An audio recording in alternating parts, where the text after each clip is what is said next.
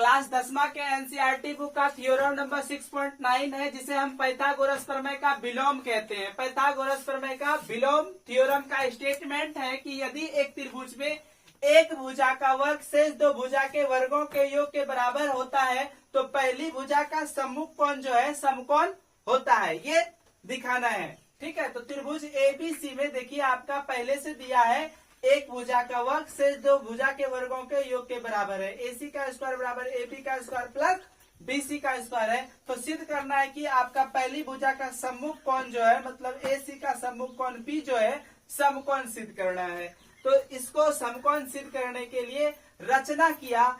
DEF एक समकोण त्रिभुज इस प्रकार बनाया कि कोण E 90 डिग्री हो जाए और DE के बराबर में आपका AB हो जाए और BC के बराबर में क्या हो जाए EF। BC के बराबर में क्या हो जाए EF।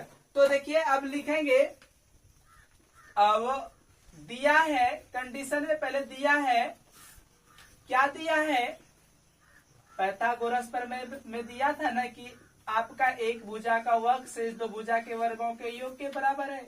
AC का स्क्वायर बराबर दिया है AB का स्क्वायर प्लस BC का स्क्वायर। इसको इक्वेशन फर्स्ट लिख लीजिए। ठीक है, ये आपका पहले से दिया हुआ है। ठीक है, अब तथा त्रिभुज देखिए दूसरा त्रिभुज DEF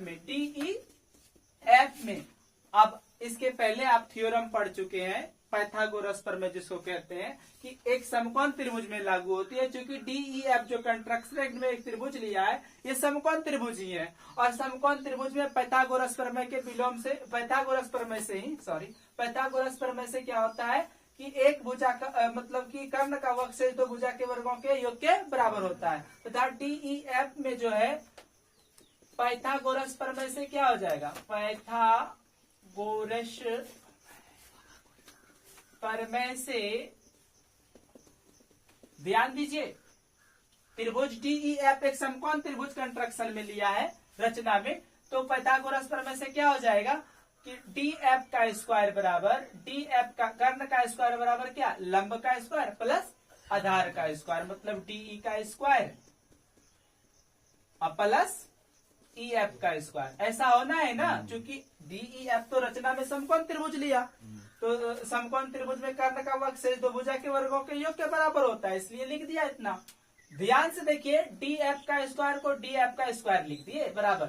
आपने रचना में DE के बराबर किसको लिया है AB, तो DE के बदले हम AB लिख सकते हैं। DE के बदले हम AB लिख सकते हैं, कि DE और AB रचना से बराबर लिया। ठीक है, तो DE को लिखा क्या AB का स्क्वायर, DE को क्या लिखा AB का स्क्वायर। अब प्लस में आपका EF जो है वो BC के बराबर में है तो इसीलिए EF को क्या लिखेंगे BC का स्क्वायर। समीकरण फर्स्ट और सेकंड को ध्यान से देखिए, दोनों का RHS सेम हो रहा है कि नहीं हो रहा है, तो लिख देंगे समीकरण फर्स्ट तथा सेकंड से। समीकरण फर्स्ट तथा सेकंड से क्या हो जाएगा जी, समीकरण फर्स्ट तथा सेकंड से RHS बराबर तो LHS भी बराबर। AC का स्क्वायर बराबर हो जाएगा DF का स्क्वायर। स्क्वायर से स्क्वायर काट दीजिए, आपका बचेगा AC बराबर DF।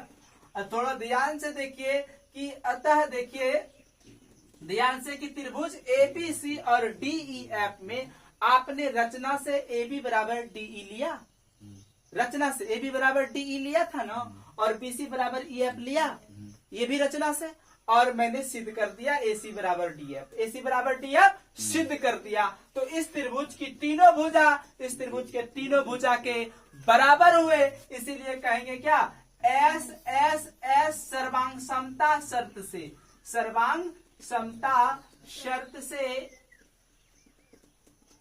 त्रिभुज ABC सर्वांगसम हो गया त्रिभुज DEF के।